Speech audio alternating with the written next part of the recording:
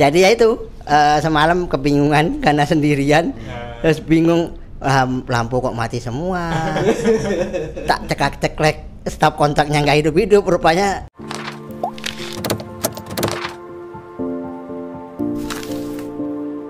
Oke, ketemu lagi teman-teman di channel Joni Yulianto, dan ini kita lagi ngerebek rumah barunya Cak Wawa.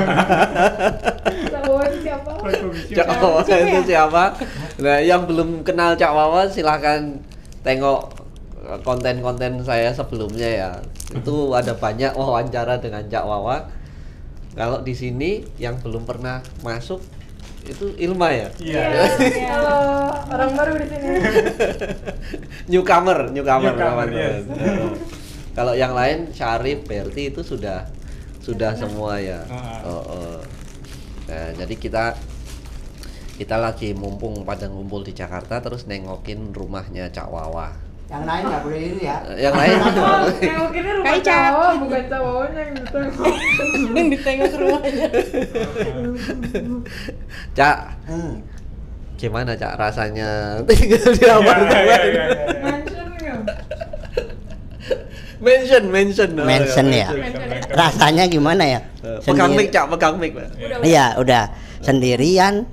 Kamarnya ada 1, 2, 3. Bingung jadinya. Oh, ntar ada orang podcast. Masuk. Mari, masuk. Masuk, Bang. Wah, ini ada tambahan. Ada tambahan lagi. Bukan. Masuk, Bar. Jadi maaf ya, ada gangguan sedikit. Enggak apa-apa. Malah seneng rame-rame. Oh, malah rame-rame Mas. Kasihan dia. Kamar 3 sendirian.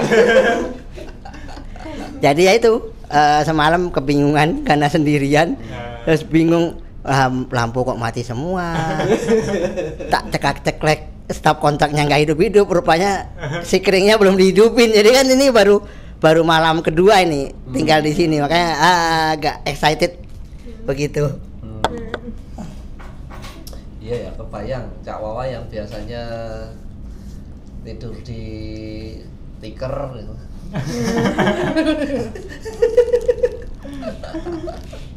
Terus sekarang tidur di apartemen, itu bisa tidur nggak Cak? Ini ceritanya wong kiri munggah balik begini ini. Jadi kamu tahu nggak Berti? Artinya? Aku enggak. Nggak tahu toh. Jadi kita jelaskan dulu. Kere munggah balik itu tahu nggak artinya? Itu orang miskin, kemudian ya naik ke orang susah, naik ke tempat terhormat gitu. Ya, ini kiri munggah balik ceritanya. Jadi begitu. Biasanya tidur di bawah pakai karpet, kalau nggak pakai tikar. Sekarang tidurnya di kasur empuk, kan bingung jadinya kan. Penyesuaiannya akhirnya nggak bisa tidur semalam.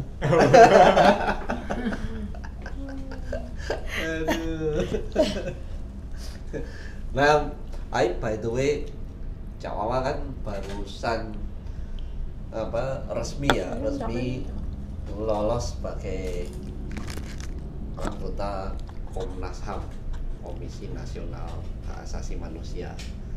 Jadi saya mau menyelamati dulu Cak. Terima kasih Mas Joni. Kamu nggak menyelamati Syarif? Selamat. Udah dong. Ini kayaknya di bawah intimidasi ini kan. Ditekan Mas Joni dicari. Iya, baru bisa datang sekarang. Kemarin Ilma ya yang juga temenin ke DPR ya.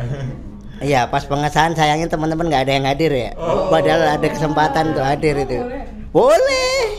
Kan udah bilang aku datanglah pengesahan biar menikmati bangunan karya dari kakek tercinta gitu kan. Nggak datang rupanya dia. Jadi gedung gedung DPR RI, gedung kura-kura itu hasil dari kakeknya Mbak Ilma ini yang mengarsiteki gitu. Oh, mantap. Kok nggak cerita-cerita Ilma? Sebentar. Tapi by the way, Ilma kan belum memperkenalkan diri sendiri. Iya. Kenalan dulu. Oh udah pakai itu. Oh ini kita berdua Cak. Iya. Mulainya dari mana? Mulainya dari mana ya? Dari tadi bisa. Halo. Dari Ragunan juga bisa. Iya, Ilma fokusnya ya interestnya di gender, terus disabilitasnya Daksa, ya itu aja. Nanti mungkin kalau di podcast berikutnya akan lebih seru. Ya. Namamu ya apa? Tadi udah, namanya Ilma. Ilmu aja. Ilma Rifai sih. Oh, Ilmu Rifai. Pakai V. Oh, Iya. pakai Rifai. Ibai. Iya. Ya. Tinggal di Jakarta. Jakarta. Terus sekarang lagi sibuk sebagai project assistant di gender project dan suka sama tarot, iya. Apa? Tarot. Kartu tarot. Oh, kan. Iya. Oh, suka bisa baca kartu tarot. Bisa ya. Apa? Tarot. Itu Oh, Tahu kah tarot? apa? aku nggak tahu sih. Kalian nggak tahu sih. Kartu untuk ngeramal Mas Joni. Oh, Iya. kartu untuk Melamar. Melamar ya. meramal. Jangan bahas Typo ya. Iya, Oke, melamar. oke, oke. Aku. Ya, gitu. Jadi udah menarik. Siapa yang mau lamaran? Yang pegang mic Syarif. Bukan saya. Kamu mau ngelamar siapa, Rik? Belum. Belum. Oh, jadi udah ada tuh. Aduh. Aku by the way aku penasaran tuh. Kalian tuh kan termasuk yang mendukung Cak Wawa sampai akhirnya jadi. Terus sekarang sudah jadi, terus harapan kalian apa sama Cak Wawa? Harapan Jaya. Jangan Kan dijawab sendiri,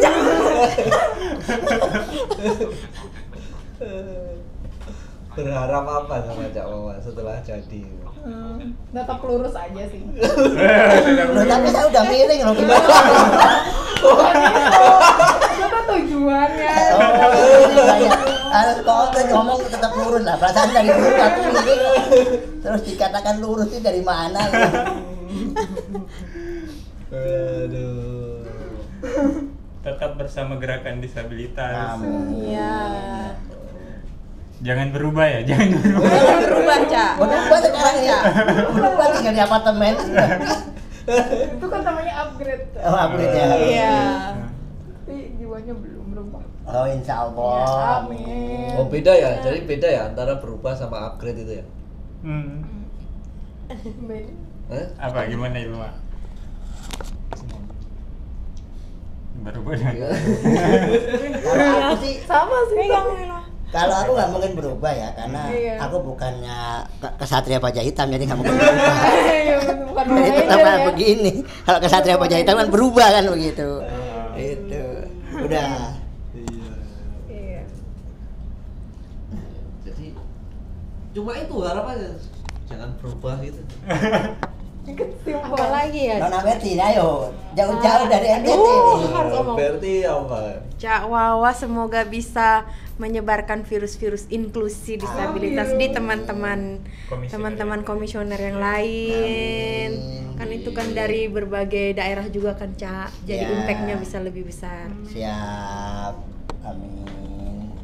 Apalagi Syarif, gantian Syarif. Apalagi ya? Apalagi ya? Nggak tahu. Tetap mendukung formasi kita. Iyalah, tetap mendukung, tetap bersama formasi dalam melakukan pemantauan. Oh, siap. Dan memperkuat formasi di daerah. Ya. Oh, jadi tugasku itu. Masuk daerah. Waduh, berat ini kalau memperkuat formasi di daerah ini. Ini kan tugasnya Ignas itu, kok tidak saya. Ya begitulah. Bapaknya begitulah. Kita nggak pakai tadi Yuk. Kalau Ilma nggak ada harapan lain? harapan. Nih, Ilma, apa harapannya? Aku itu aja tadi simpel. Apa? Tadi Tetap berubah. Tetap Jangan lurus. berubah. Lurus. Tetap lurus saja dengan tujuan yang awal. Oke, kalau cuma tetap lurus dong dari dulu miring itu namanya pelanggaran. Iya, pemaksaan. Miringnya dalam tanda kutip ya.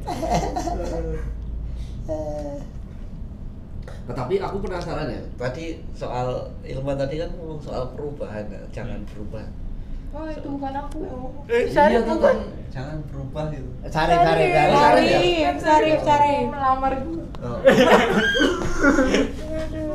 Nah, perubahan tuh apa ya? Sebenarnya ya menurut teman-teman perubahan itu didefinisikan seperti apa tuh? Ya. Wah, berat ini. Sesuai ya. Salah ya pertanyaan. Perubahan sih menurutku kalau yang benar-benar berarti ya, yang sesuatu yang positif yang bisa membawa ya positif ke arah yang lebih dalam konteks disabilitas, mungkin lebih yang ke inklusif lagi dan kayak orang lebih paham apa itu inklusivitas dalam kehidupan sehari-hari sih. Kalau menurut aku perubahan tuh dari situ dulu, jangan yang ngoyo-ngoyo gitu. Iya. Begitu ya. Iya. Berarti kalau misalnya perubahan yang jadi negatif itu nggak bisa dibilang perubahan. Kemunduran mungkin itu. Iya, itu kemunduran. Perubahan negatif Perubahan maksudnya, juga Mas. sih. Perubahan negatif. Enggak, tadi mungkin Kemunduran. maksudnya Ilma, perubahan yang kita harapkan dari Cak Wawa ini kayak lebih positif Iya, dalam artian seharusnya gerakan memang disabilitas. sama. Kalau dalam aspek saya tadi menganggap menyebut jangan berubah artinya tetap bersama kita gitu, dengan teman-teman gerakan disabilitas ya. Maksudnya jangan berubah ke arah yang lebih negatif. Kalau aku tadi pas ngomong di awal jangan berubah itu maksudnya Tetap jadi cowok yang seperti sekarang ya. ya. Amin. Padahal kalau aku malah mau bilang Cak Wawa tuh harus berubah. Oh. Harus berubah, harus lebih pinter nabung. Itu beda dong. Itu beda ya. Iyalah beda. Kenapa bisa nabung? Pintar nabung. Lu Cak Wawa kan selama ini kurang pinter nabung. Ini konteksnya yang mana dulu? Iya, punya uang ya wis pokoknya jalan-jalan. Nggak usah mikir apa namanya diundang di amplopnya apa enggak, yang penting berangkat. Nah, besok kan nganu apa namanya ya, artinya walaupun di lembaga negara tapi kan yo pasti banyak apa namanya hal-hal lain yang perlu dipikirkan oleh Cak Wawa. Ya termasuk ya itu yang mengisi 2 kamar itu tadi. Itu bisa saya pikirkan ya. Mengisi 2 kamar yang lain. Itu kayaknya proses jangka panjang ya. Kita doang.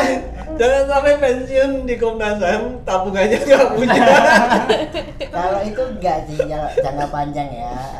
Yang ngisi nanti 2 kamar ini ya.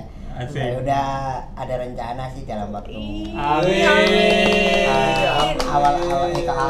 awal tahun tuh lamaran. Apakah Akhirnya lamaran.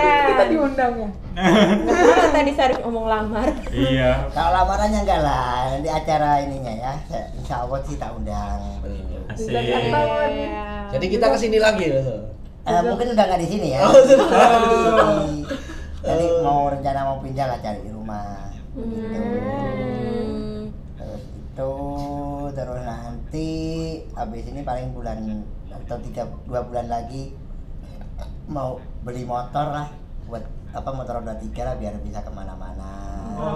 Motor roda 3. Motor roda 3. Vespa maksudnya? Enggak, yang dimodif ya. Motor modif. Bisa dimodif, bisa nanti beli yang VIQ atau yang bikinan Honda. Mobil Cak. Iya, kirain mobil, Cak. Mobil Nanti itu- kalau jemput saya? mobil itu di bulan berikutnya. Oke. Jadi bertahan dulu lah. Masa langsung mobil kan gitu. Oke. gitu. Iya. Biar lebih mesra kayaknya bonceng kalau. Iya. Iya, sorry. Paling terakhir nanti paling cari rumah lah. Rumah sih. untuk masa depannya setelah dari Komnas kan begitu. Jadi mau dicicil mulai dari sekarang begitu. Alhamdulillah. Jangan lupa investasi. Investasi apapun ini cryptocurrency. Reksadana. Nanti yang nonton ini langsung sales investasinya. Bahaya ini nawarin itu.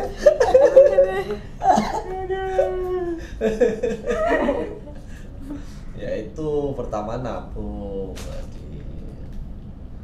Yang kedua ya lah. Apa namanya? Apa ya? Lupa. Gimana nih Bapak podcast?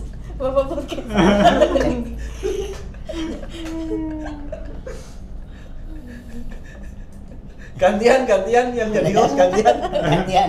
Ini ada 4 orang nih. Ayo siapa yang biasa jadi host nih? Aduh, sorry. Ya udah berarti kalau nggak ada yang jadi host, masa aku yang sendiri jawab. Host rumah. Iya. Sekalian aja. Selain host rumahnya host podcast. Siapa ya? Gantian saya nanya nih, apa yang kalian harapkan dari Australian Award? Langsung didoain. Bener. Mereka bertiga ini, si Syarif, Ilma, Berti kan lagi lagi ikut persiapan pelatihan di Australia Award. Iya. Scholarship. Sebagai GPO leader. Lanjutkan. Karena nih, makanya saya harus nanya satu persatu nih. Apa tujuan kalian ikut AAI? Mulai dari siapa dulu ya? Kalian yang pegang Ladies mic. first. Man first. Yang paling tinggi nih jabatannya. Yang paling tinggi jabatannya dulu. Jabatannya ya Ignas. Ayo silakan. Ayo Ignas. Aduh. Iya, aduh harus serius ini jawabnya. Enggak lah, Bro. Ya. Presidium depan juga. Iya, ada 2 presidium ini yang. Enaknya jadi presidium kan gitu. Satunya Komda, jadi aja. Aduh.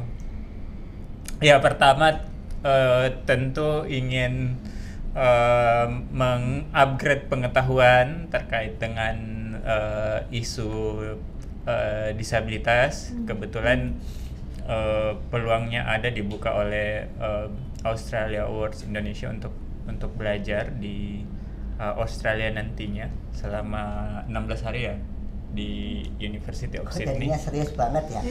Iya saya juga. Saya takut nanti podcastnya dilihat sama orang-orang AS kan. Wah ini kok jawabannya ngawur itu orang AS dari peserta gitu.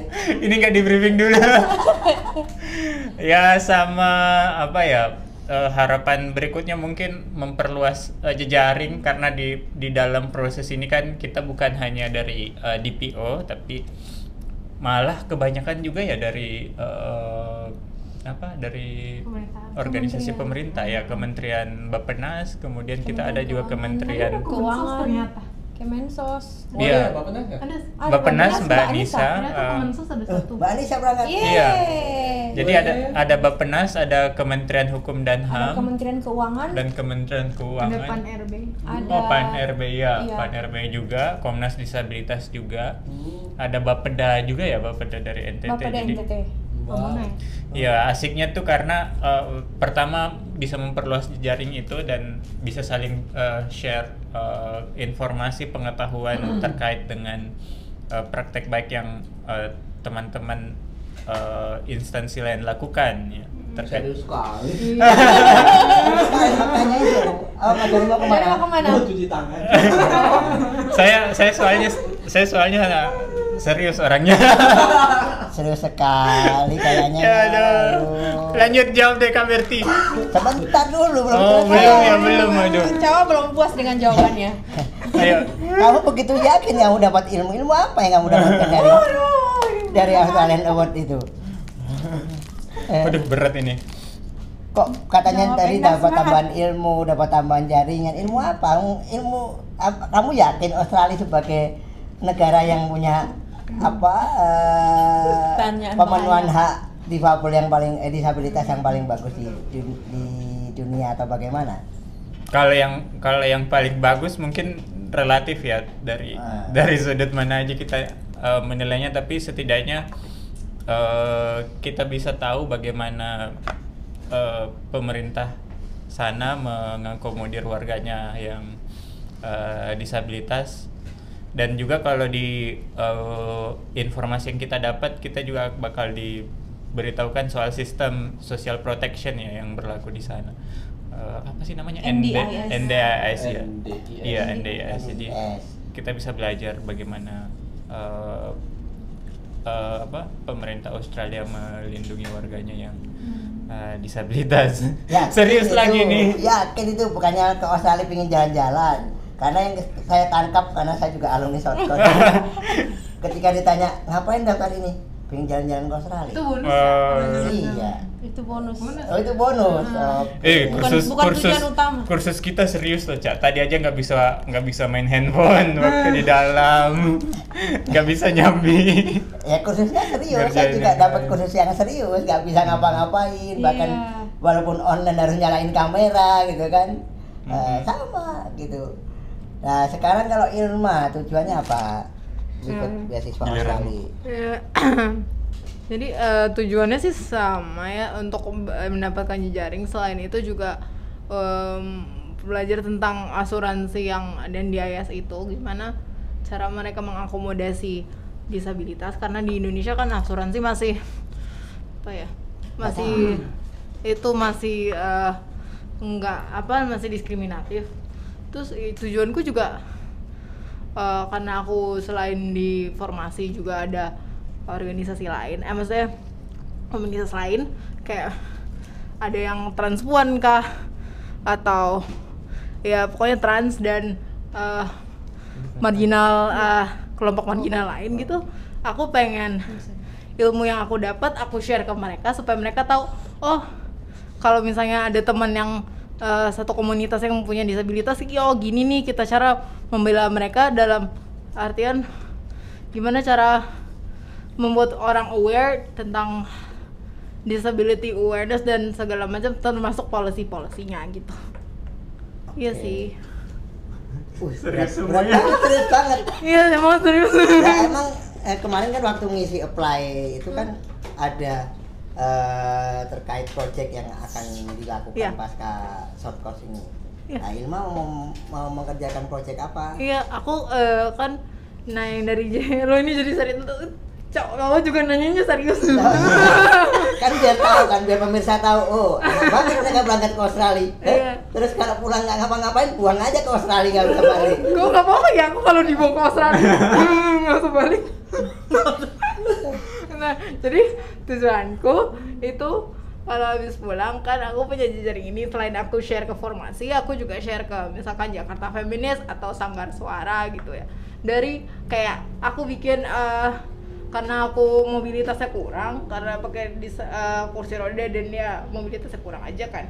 Jadi aku bikin kayak webinar di mana, oh ini peraturan-peraturan di Indonesia nih yang masih kurang oke nih, ini terus cara kalian untuk mengadvokasinya ke komunitas kalian tuh gini caranya. Nanti aku pengen belajar, pengen belajar caranya tuh gimana gitu. Oh gitu ya, jadi perbandingan advokasi di Australia sama di Indonesia ya. Iya, dan aku bisa kayak membawa itu ke ke komunitas-komunitas itu.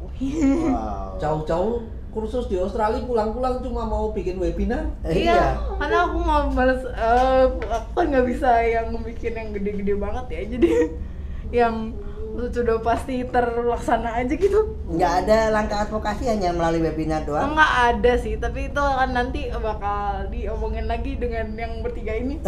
Emang kalian bertiga satu kelompok? Enggak, kan kita kan satu. Aku sama Ilmi tadi barengan. Sesi pagi sih sama Sari. Kan kita satu grup formasi kan, jadi kita bisa mengerahkan gitu. Nah, Ilmi juga formasi, berarti 4 orang dong. Ilma. Oh, Ilma. Oh, satu kelompok. Iya tadi bilang Ilmi kan, makanya. Enggak, aku bilang Ilma. Ilmi tadi lihat aja di rekaman. Iya, dia sempat bilang Ilmi. Enggak apa-apa, Dia ingat adiknya di Kupang. Aduh, ini kayaknya ada yang homesick. Menarik ya. Belum ke Australia sudah homesick ya.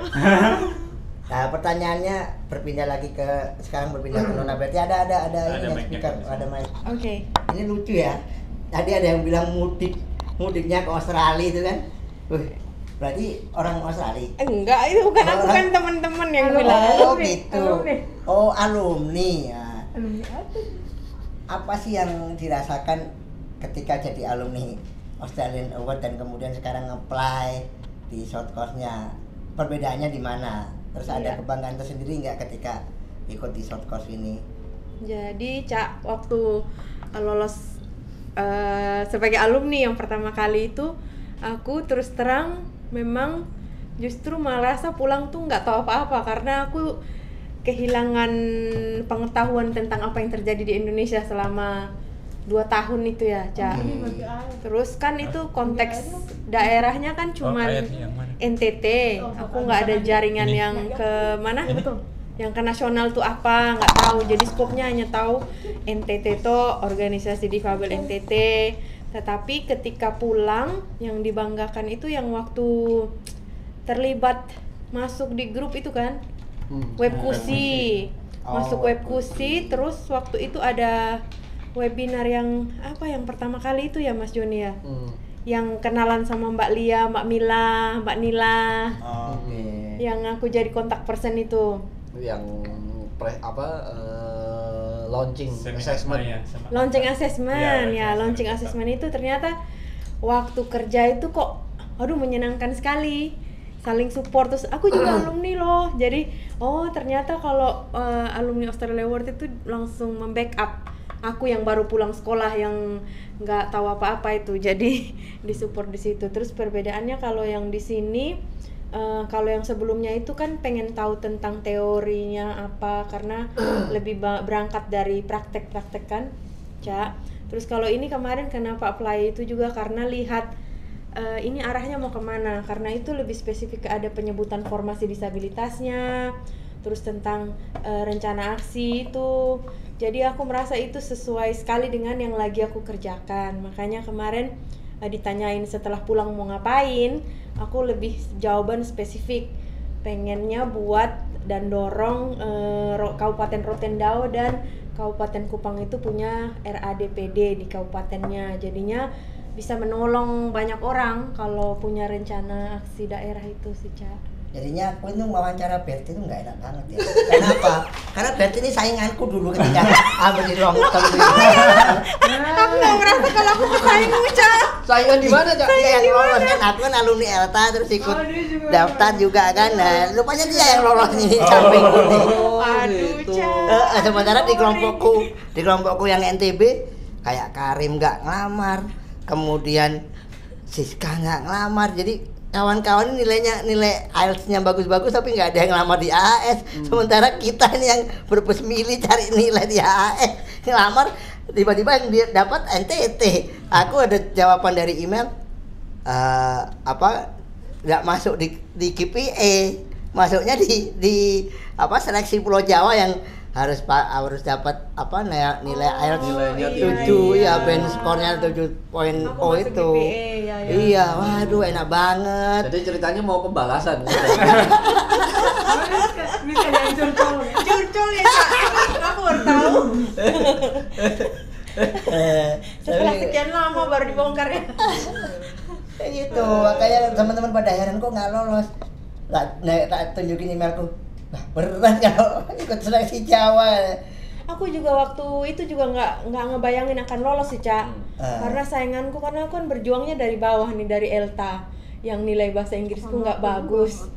Jadi udah ELTA itu nilai juga pas-pasan, Cak, 5. Terus apply lagi, itu juga lihat itu temanku kok keren-keren. Terus aku ngelamar dalam kondisi posisi waktu itu volunteer pas sudah selesai kerja yang lama kan, jadi yang lain punya pekerjaan tetap. Terus kalau ikut kelas beasiswa aku di justru instansi kalau, ini Berti, ya. Justru kalau beasiswa itu kerja-kerja yang belum tetap itu yang banyak dikasihani. Aku minder Mas Asli, jujur aku ingat ya. Kalau yang sudah kerja tetap, wah ini nggak usah beasiswa, suruh bayar sendirian. Jadi waktu itu aku pernah ikut course yang temennya Kak Isak juga, Kak Elcit. Jadi waktu di situ semuanya pekerjaan-pekerjaan. Tapi waktu itu aku merasa senang karena waktu itu dia bilang di antara yang hadir ini ada satu teman kita yang volunteer. Dia bilang gitu, kalau volunteer berarti kan memang kita tidak bisa mengukur berapa kita harus membayar anak ini. Jadi setidaknya aku pikir volunteer kayak nggak dianggap gitu kan, Cak. Kalau kenal kerja di mana, waduh, kerjanya volunteer lagi waktu itu, Cak. Volunteer. Iya, gitu sih, Cak. Jadi begitu, makanya nggak ngerti ya. Memang persaingannya cukup ketat sih dulu itu. Dan memang disebutkan namanya Berti itu, dan dia nilainya bagus kayak gitu. Kalau ketemu Teh Cucu dulu itu, dari NTT yang lolos ini, Cak. Wih, hebat juga nih. Rupanya dia jadi pesaing kedua. Berarti besok aku kalau mau lamar beasiswa mau pindah KTP aja. Iya, KTP di NTT aja ya, biar bisa cepat lolos ya. Betul. Aduh. Kalau nilai bagus juga tidak sih. Aku juga bingung ya kriterianya. Ais kalau diukur dengan nilai, aku juga merasa nggak pintar gitu loh, Mas Joni. Aku merasa ya pas-pasan. Ya meet requirement, nilainya melengkapi, pas diminta 5, nilainya 5. Terus juga udah 9. Diminta 5, nilainya 5. Begitu aku mendaftar diminta 5, nilainya yang keluar 7. Terus kan 9 bulan di Bali juga nggak langsung lolos kan, Syarif? Iya, 9 bulan IELTS juga nggak nyampe karena waktu ujian itu nervous kan, jadinya gugup, akhirnya ngomong cepat-cepat belepotan kan akhirnya. Terus akhirnya harus biaya sendiri, tes lagi, retake lagi, baru lolos, Cak. Jadi perjalanan panjang. Terakhir dapat berapa? Terakhir dapat 6,5. Ada satu yang tinggi tuh di listening itu yang aku nggak bayangin dapat 7,5. Kalau yang ini, sebentar aku mau tanya dulu ke Syarif. Ilma. Yang ini yang apa? Kursus yang sekarang ini short course itu kamu apply kapan? Tanggal 7. Deadline. Mepet. Sama, besoknya deadline. Oh, Syarif? Sama. Berarti? Aku selesai submit itu hampir setengah jam sebelum jam batas waktu tuh, Mas. Jadi 4 jam untuk fokus. Karena bosku sempet nggak mau ngasih. Halo, ini teman-teman panitia ini loh. Ya, teman panitia nih. Nggak sadar Ini serius, aplikasi mereka bagus. karena Bagus. Jangan-jangan karena pakai formasi gitu. enggak juga. Apalagi pewawancaranya ada yang satu dari formasi kan, Mbak Lia Marpaung. Enggak juga Enggak sih. sih. Enggak sih. Yang Mbak Lia itu hanya pada saat disability assessment aja, jadi pada saat wawancara bukan ini. Iya. Enggak, aku nggak tahu wawancaranya berapa. Tapi mengerjakan aplikasi pada saat deadline. Enggak, kalau saya ngerjain aplikasinya bukan pada saat deadline, cuma submitnya pada saat deadline. Yang lama sebenarnya menulis 4 esainya itu ya, 4 pertanyaan itu ya, pertanyaan esai. Itu sih yang lama, kalau yang lain-lain. Cuman memang submitnya mendekati deadline. Yang lama dapat izin dari bos. Kalau aku duduk 4 jam, jujur Mas Joni. Soalnya kan. Tapi iya sih, aku baca kok pertanyaan-pertanyaan itu sebenarnya bisa diselesaikan dalam 3 jam, 4 jam, itu bisa. 4 jam. Bisa.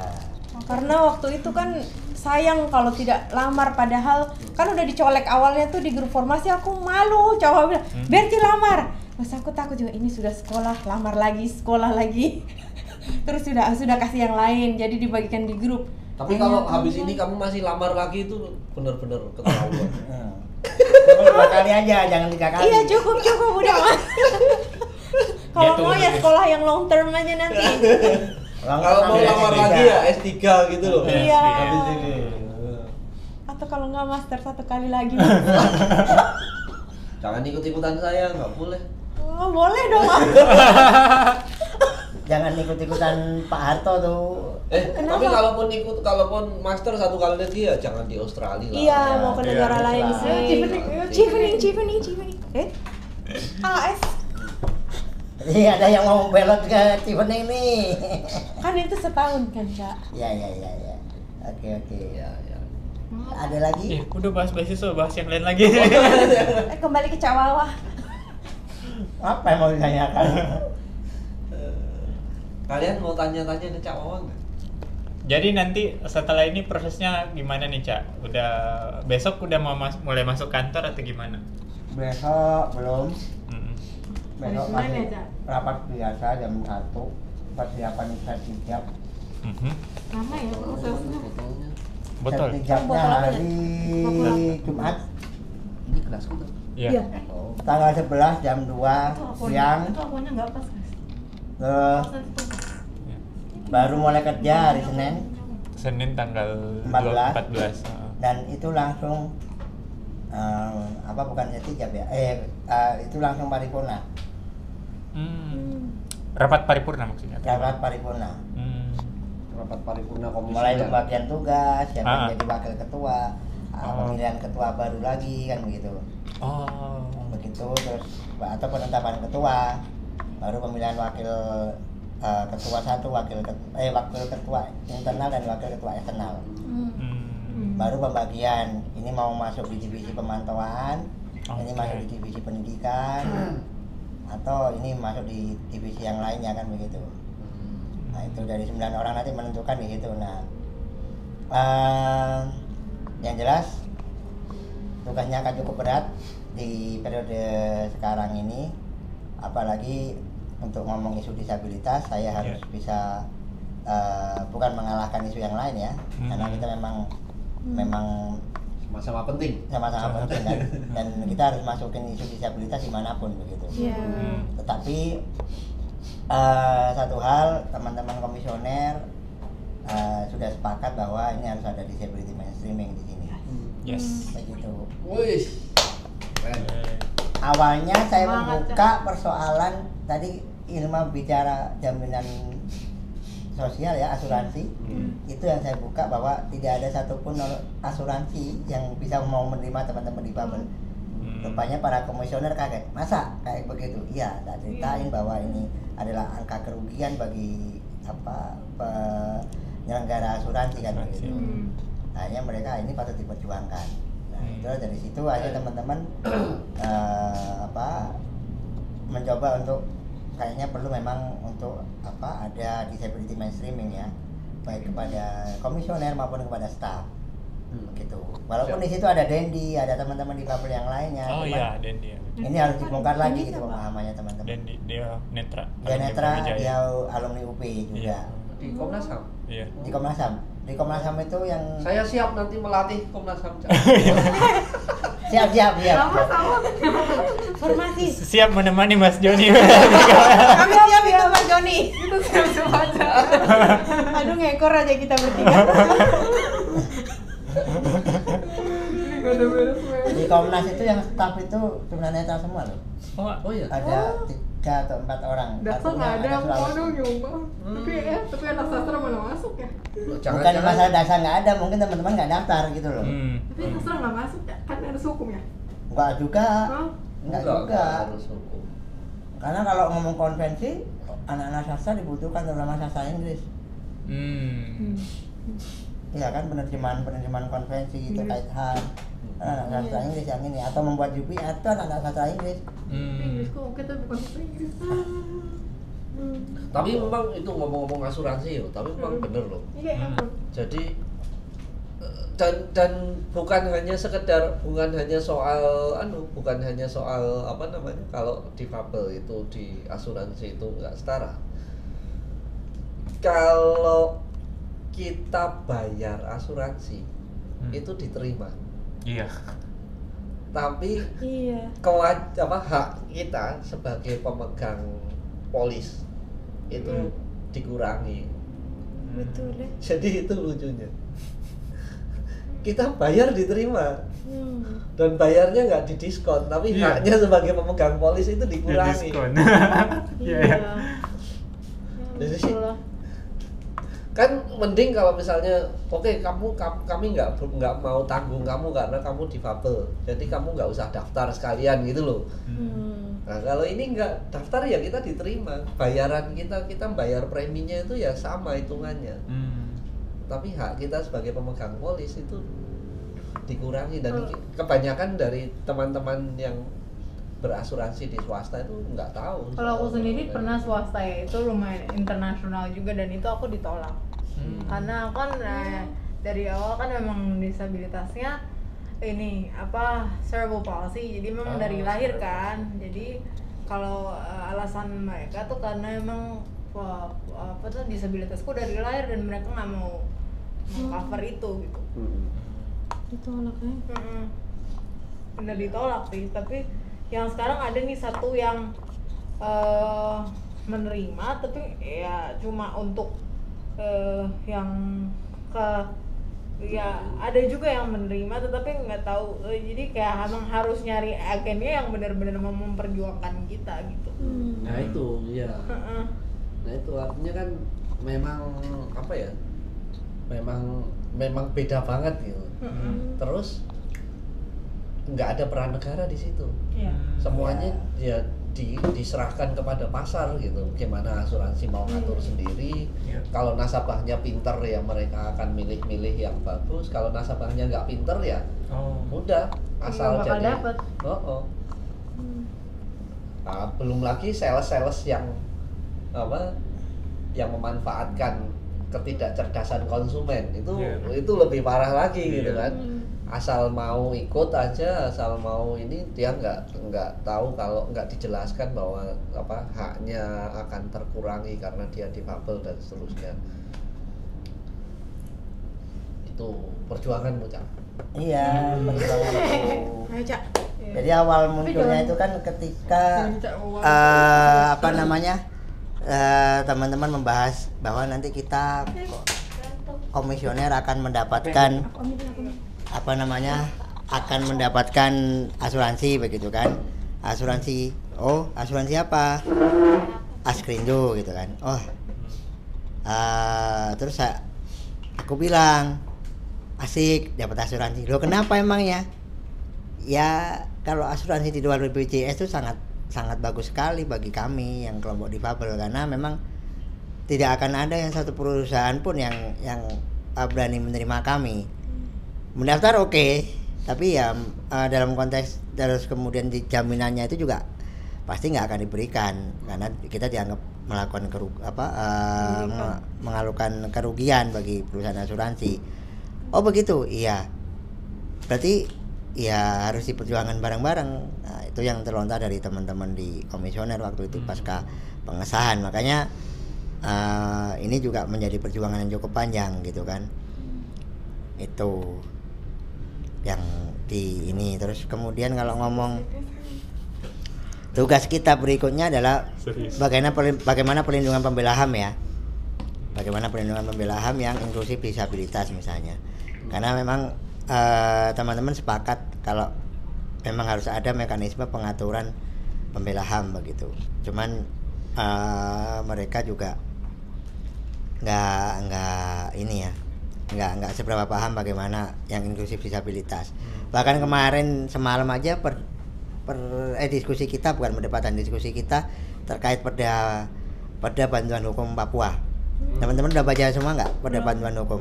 Di situ lebih banyak mengatur masyarakat adat. Ada disebutkan tentang disabilitas, tetapi kemudian AYL-nya nggak diatur di perda itu. Gitu. Ini yang kemudian saya ungkapkan bagaimana AYL, bagaimana kemudian disability budget statement yang harus juga diatur di dalam perda itu. Baru mereka begitu baca iya. Ada beberapa kelemahan di perda ini. Perda bantuan hukum Papua. Bagus, memang udah ada disabilitas di situ di dimention langsung. Bukan kelompok rentan tapi penyandang disabilitas begitu di Papua. Cuman itu tadi disability budget statement belum masuk. Kemudian ininya juga belum masuk AYL lah. Itu belum masuk. Bagaimana penyediaan juru bahasa isyarat belum masuk. Nah, ini yang teman-teman jadi kajiannya teman-teman nanti gitu kan, apakah kita akan mengusulkan perubahan perda itu atau bagaimana kan begitu dalam perda Papua itu. Begitu Mas Joni dan teman-teman. Kok jadi serius?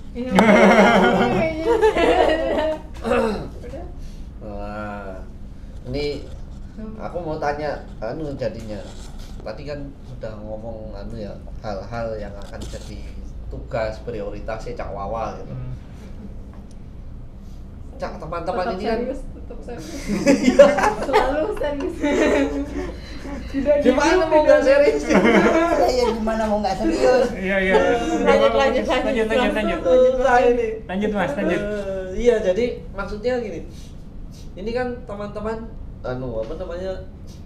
ya kalau teman-teman kebanyakan yang belum cukup memahami gitu ya, mungkin termasuk saya juga belum. Ada Komnas HAM, ada Komnas Disabilitas, ada Komnas Perempuan, ada lagi KPAI gitu kan, Komisi Perlindungan Anak, ada BKKBN, ada Polri misalnya, kaitannya sama pengawasan. Nah, kira-kira gimana organisasi atau teman-teman difabel ini bisa mengoptimalkan keberadaan lembaga-lembaga ini ya?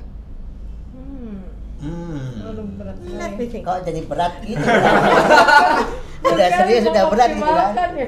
Iya, mengoptimalkan. ORI itu kan Polri tidak optimal. Bukan Polri, Ombudsman Republik Indonesia. Kalau ORI itu kan jadi tugasnya pengawasan terhadap kinerja aparatur negara ya. Bukan hanya tidak ngomong pelanggaran HAM secara khusus, tapi hanya menyikapi pelanggaran aparatur negara. Misalnya ketika ada SK Kemendikbud yang membatasi pendidikan bagi teman-teman disabilitas lah, ini yang patut diperjuangkan oleh teman-teman lewat melalui ORI misalnya, karena berarti yang salah kan Kemendikbudnya kan begitu. Nah, untuk Komnas Perempuan sebenarnya Komnas Perempuan itu makanya ini yang lagi kita tarik untuk menjadi lembaga independen juga gitu loh. Karena dulu awal berdirinya Komnas Perempuan itu adalah bagian dari Komnas HAM. Begitu. Untuk di sektor perempuan gitu. Nah, makanya semuanya menginduk ke Komnas HAM termasuk penganggaran. Nah, ini juga lagi kita perjuangkan bahwa anggaran Komnas HAM itu masih kurang, kecil banget dibanding ORI, dibanding KPAI, dibanding LPSK. Karena kita harus berbagi dengan Komnas Perempuan. Jadi dan itu pun memakai kepres yang lama. Kepres yang lama mengatakan anggaran Komnas HAM itu hanya 100M.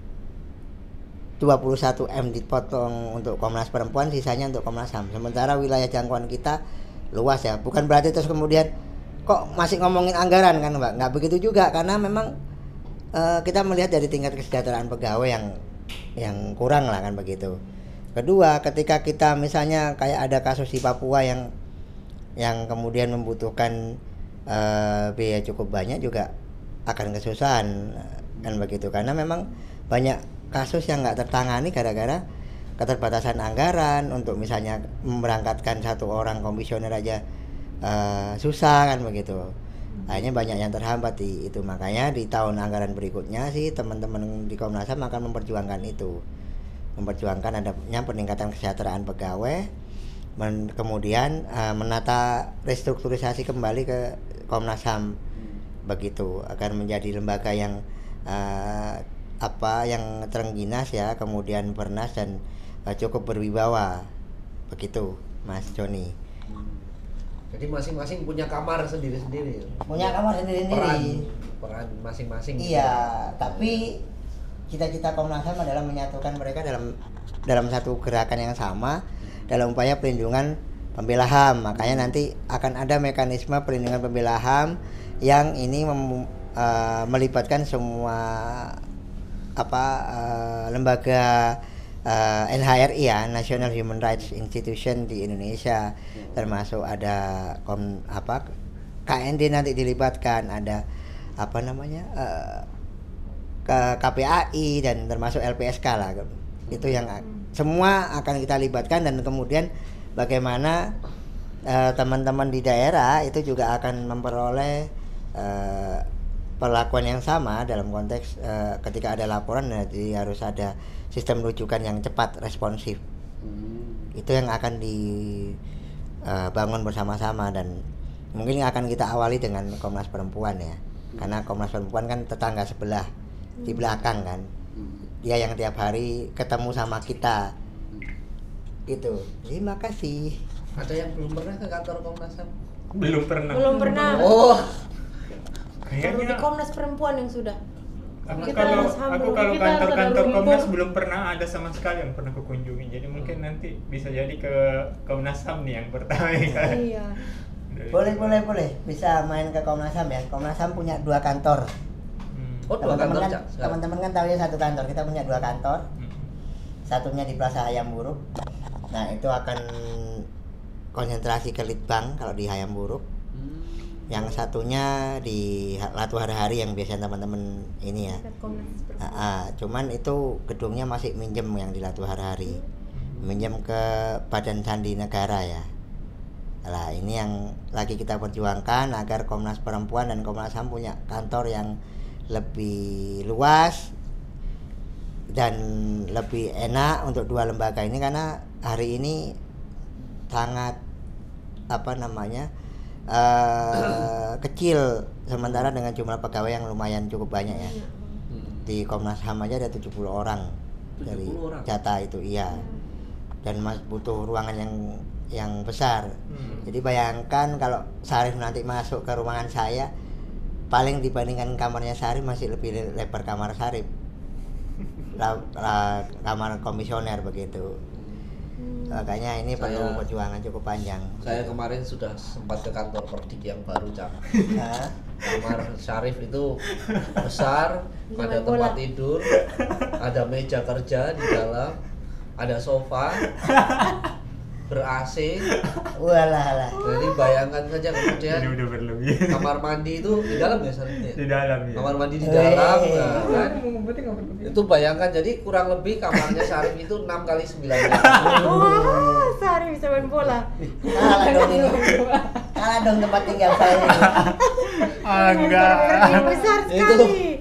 itu ketua Perdik kamarnya sekarang. Ditempatinya sebulan 2 kali. Ya kan? Iya, kantor baru. Tapi enggak sih, itu berlebihan juga perkataan dari Mas Yoni. Aduh. Jadi Cak, kira-kira Cak, kalau kita mau main atau mau ketemu ke Cak Wawa, berkonsultasi, menyampaikan situasi daerah gitu-gitu, lewat jalur apa Cak kira-kira? Pakai surat kah? Pakai surat, karena nanti oke, misalnya WA bisa sama saya kan, tapi kemudian nanti Melampirkan surat. melampirkan surat resminya dikirim ke Komnas, tapi Sisi. ada komunikasi dulu sama saya kan, jadinya cepat. Surat pun Siap. surat pun bisa dibawa ketika nanti pertemuan kan begitu. Ya. Gitu. Jadi itu sih metode saya. Kalau teman-teman ingin ketemu, ya mudah-mudahan aja bisa ketemu dan tidak pas di luar kota kan begitu. Ya, Gitu. jadi teman-teman, surat itu untuk supaya tercatat ya, Ya, teradministrasikan. Ya, nanti kalau cuma asal ketemu Cak Wawa nggak pakai surat, ya berarti nanti nggak bisa kecatat audiensi ke Komnas HAM nanti. Iya. Nah, itu ya berarti. Mm-mm. Kadang-kadang kan, wah, masuk sama teman sendiri harus pakai surat misalnya. Kita menyelamatkan Cak Wawa juga Iya. dengan bersurat. Iya, dengan bersurat. Artinya tapi misalnya kalau dengan aku sih mungkin nanti suratnya menyusul lah ya, pas pertemuan dibawa. Tapi softwarenya kirimlah ke saya, jadi bisa jadi catatannya protokoler nanti kan. Baik sekretaris pribadi maupun teman-teman protokoler yang lain kan begitu. Itu. Karena kalau nggak gitu pas tabrakan kegiatannya ya susah juga kan begitu. Bang, saya tahu sendiri kemarin aja kayak misalnya ketua lagi rapat sama kita, ketua Komnas HAM yang lama. Protokolnya udah ngingetin, Pak 1 jam lagi ke dokter gigi ya, Pak 1 jam lagi ini ya, swab ya. Jadi begitu, harus ada terjadwal begitu. Itu yang kadang-kadang memang nggak dipahami teman-teman, kok kelihatannya sok-sokan dengan teman sendiri. Nah kalau itu urusannya lain, kalau mau ngobrol di luar jam kerja ya saya terima kan begitu. Ya, tapi nggak tercatat sebagai audiensi kan, hanya ngobrol diskusi biasa. Begitu. Jadi jangan berharap kalau ngobrol kayak gini terus langsung dicatat audiensi Komnas HAM gitu ya. Enak aja mentang-mentang temen Cak Wawa terus saya sudah audiensi kapan tadi malam di mana, di apartemennya. Suratnya lo kan teman sendiri, nggak bisa. Gitu ya Cak? Iya, kalaupun nanti misalnya ke daerah ketemu bupati, Komnas HAM ketemu bupati itu bukan audiensi ya, koordinasi. Koordinasi. Iya. Iya, kalau koordinasi kan kita juga saya koordinasi.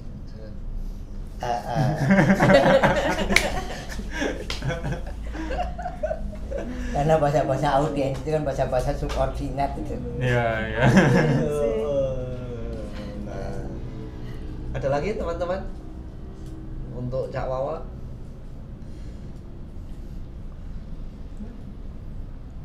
Sudah ngantuk. Ilma? Sudah Iya, ngantuk. kayaknya udah. Itu si Selamat Ilma, bekerja. si Ilma udah ngantuk. Bener tuh. Ini aku lagi mau PR. Ada PR ya besok ya? Iya, ada PR.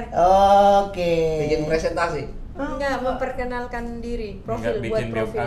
bikin biografi untuk Biografi, sampai kayak ke bikin sini. biografi. Nah, iya gampang. Gampang. Pakai bahasa Indonesia kan? Iya, Bahasa Indonesia dan bahasa nggak Inggris. ngerti apaan emang. Sambil Bukan tidur orang juga penting, bisa. bukan orang penting. Oke. Oke. Ya teman-teman, Oke, jadi teman-teman. ini perbincangan dengan Cak Wawa pokoknya ngalor ngidul dan juga Iya. teman-teman Ingatan yang ngelon. Iya, kalau banyak noise-nya. Jadi ikutilah jejak mereka. Kalau Cak Wawa ini anak setan yang masuk Komnas HAM. Kalau Syarif, Ilma dan Berti ini Sering dibilang anak setan juga sih. Aku Adik-adiknya. Aku maksudnya yang bukan cari foto. anak-anak muda yang rajin sampai akhirnya dapat beasiswa short course di Australia. Jadi, Anak-anak muda yang menggiring angin ya. Oh, ini gitu. Menggiring angin. oh, itu ya semoga mereka menginspirasi. Inspirasi pondok. Inspirasi yang komen Kak Isak duluan. Nanti ada yang protes tuh. Nggak apa-apa, paling Mas Isa yang protes. Saya kan nggak ngomong difabel, saya ngomong mereka itu anak muda yang bisa dapat beasiswa kan. Inspirasi itu bisa dapat dari siapa Iya. aja. Iya. Oke. Oh, nanti kalau ada yang Protes. membuat diskursus soal statement ini bisa kita lanjutkan. Iya, ya. Jadi konten lagi nanti. Siap. Oke, terima kasih. Oke. Kita ketemu lagi di lain episode. Ya.